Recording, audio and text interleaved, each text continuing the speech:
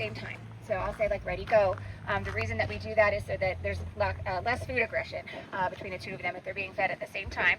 So your picture taker, sorry, is probably going to want to, you're going to want him to come in behind you there.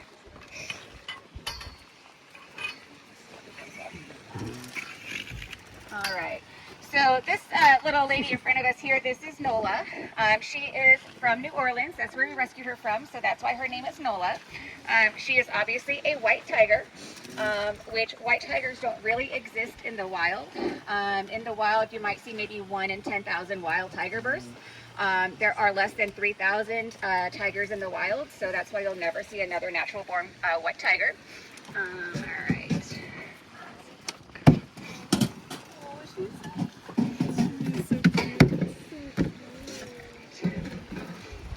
All right, so I'm going to put this on here. Sorry. And then you know, grab just the red handle there. And then if you want to step back if you need to, you're going to want to keep it kind of low. And then here comes Mocha. So actually, go ahead and feed her right now. And then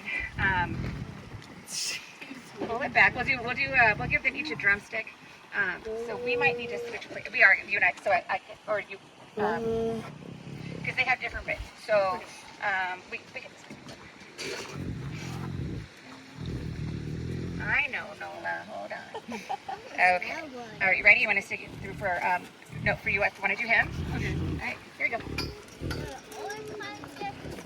Oh, Nola, knock it over, baby. Here, baby. You think he's gonna be able to get it? Oh, here. I'll get it.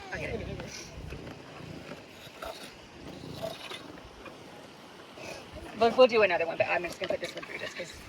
Okay. Sorry, buddy. You're teasing me. Oh, yeah. So these guys are about 8 years old. So, all right. So let me give you a piece of this. He wants that one too. You don't want to touch this part. You're going to touch just the red handle. Just the red handle. Right, and we're going to keep it low. And you're going to put yours over there for him. And wait. Okay. Okay, ready, go. Okay, Nola. All right. All right, very good. You guys, okay, we're all set. Thank you so much. And it's compartmentalized, so we can open and close off different sections of it. And since they were both about 6-7 months old when we got them, we sort of started at opposite ends of the habitat, and moved them a little bit closer together until there was just one fence, and they were rubbing on it and making happy noises, the opposite of what we just heard.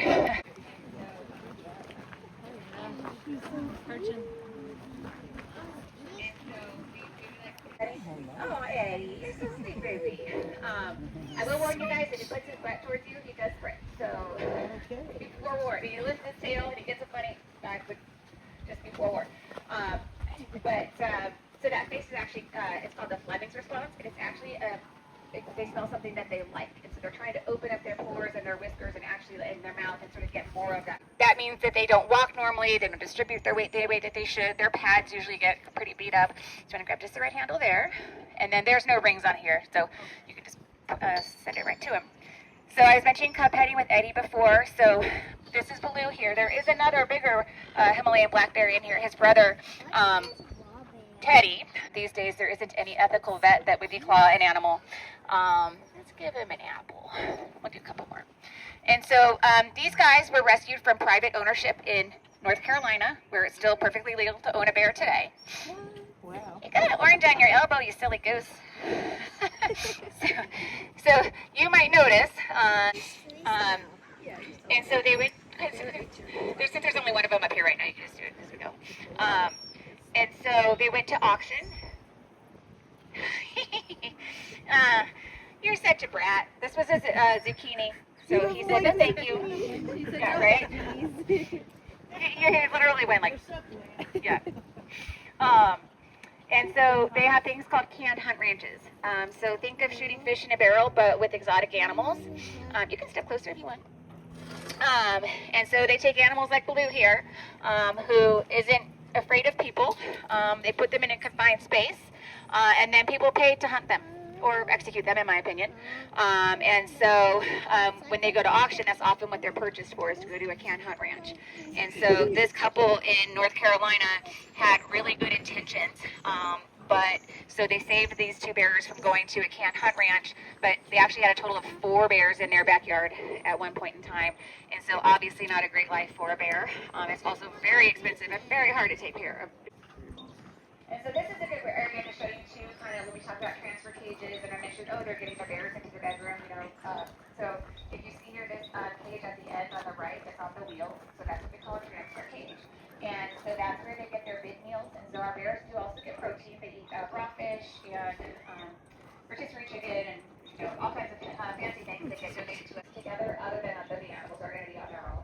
Unless like Teddy and Baloo, we think they're brothers, right? So, and then even though Teddy and Baloo and Cherry and Albert were all in the same backyard at one point in time, especially after, I think these days she only eats apples. Anyway, so, hi sweetheart. Where are you going? So they wanted to name her Liberty, so that was a great name since it was the 4th of July weekend. And this whole habitat is called Liberty Station because she was our first bear. So I was telling you about Meatball as he was walking. Those of you that are native to Southern California might remember the Glendale bear many years ago. He was coming down and swimming in people's pools out of the Angeles National Forest. And same thing, they tried relocating him a couple of times. And when he came back the 3rd time, he was supposed to be euthanized. But the community had been on the news and stuff. And so people really rallied around him, and they saved him. And so we went to pick him up. He was eating Costco meatballs out of somebody's freezer in their garage. And so we thought, that's a pretty good name. He also, this is avocado. Okay, avocado today.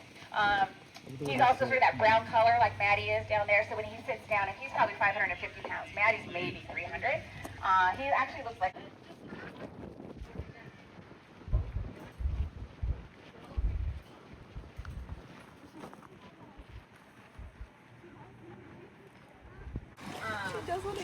Yeah, we got the little emu, little pygmy goat. Yes, definitely. Yep, I'm going to show you kind of where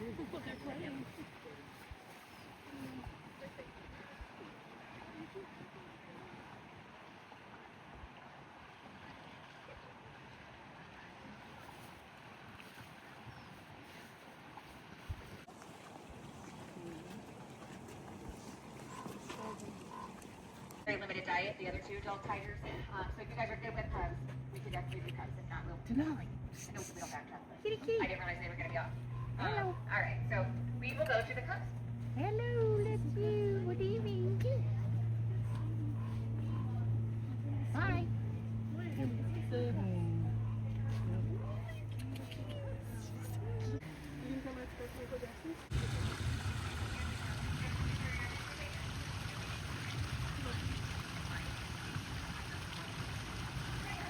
If she comes over, but why don't you try to feed Ozzy for now? And he's going to be on this side, so you'll notice the rings are a little bit lower. So you're probably going to want to go through here and go through the middle there. So yes, see, she's still stalking the other girl. You can go right through that plastic ring on the first side there. You can step closer if you need to. So you're going to see his paw come up on the fence, right on cue, Ozzy, thank you. You can see just how big his paws are. He is going to be enormous. As I was saying before, we got him, he was about 4 weeks old, and he weighed about 15 pounds. They're about 13 months old now, both of the cubs, and they're about 250 pounds now. So gained well over 200 pounds in about a year. Not the stiff, you dum-dum. And so... All right, so we're going to come up in the railing area here. Yep, okay. All right, so you're going to grab the red handle there. And then, yep. So again, we got these were separate rescues, but because we got them at about the same age, we did the same thing with them that we did with... So yeah, so I think Ozzy's going to be the boss. You're a brat, buddy. All right, we'll do one more.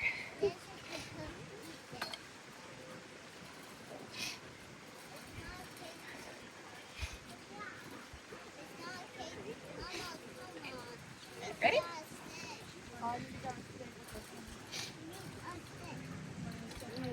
So I was mentioning to you earlier about white tigers all being inbred. All right, thank you guys very much. Because they are very vocal, especially if Zoe comes over here. And so again, we think that they're sisters. We're not entirely sure. And I know, Jimmy. And so, and they're probably about 7 years old or so. And good girls, good girls. So you can tell these girls are much smaller than our full-grown male type. See right here underneath this plank that you see going up here. So this is Conga. Like I said, she's a female leopard. And you might notice that her spots are a little bit different than our jaguar that we saw at the bottom of the hill. Her spots are a little bit more solid. She is 21 years old. She is full grown. She's probably only about 80 pounds. She is undersized for what an adult female leopard would be in the wild. She was kind of the runt of the litter. And she was bottle fed from the time that she was 5 weeks old when we first rescued her until she went on to solid food. And so we think she's partial to the smells of coffee and all the way up. And it goes about halfway over to where the baby tigers are. Little ones. And so she's been up there a lot more lately. And they think that she wants to play with them. And she's like, I'm going to kill you.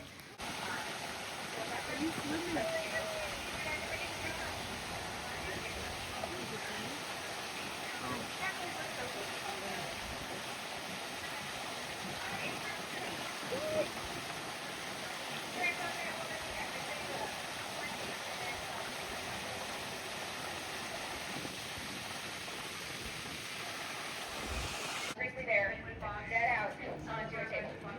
So we do what we need to do, put it back. My mom used to do wood carvings.